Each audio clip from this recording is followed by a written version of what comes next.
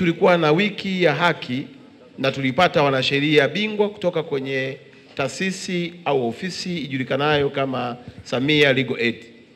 Wanasheria walikuwa zaidi ya 200 na waliongezeka pamoja na watu wa Tanganyika Law Society. Kwa kuwa yale mambo hayakuisha na wananchi wa mkoa wa Arusha walibaki wakiwa bado wanahitaji kupata huduma ya kisheria zaidi, Daktari Samia ametuma tena timu ya wanasheria inakuja Arusha kuanzia siku ya Ijumaa na itakaa kwa siku 10.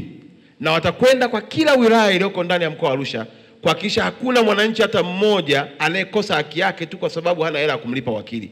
Gharama zote Daktari Samia ameamua kuzichukua.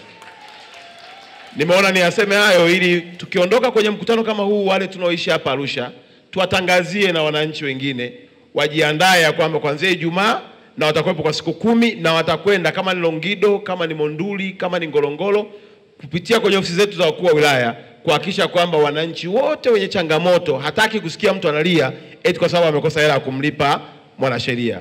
Siku ya Jumatano, vijana anayetaka kusoma masomo zaidi ya program 220 nimepewa nafasi na balozi wa India, full scholarship, full sponsored, watu 1000 kwenda India.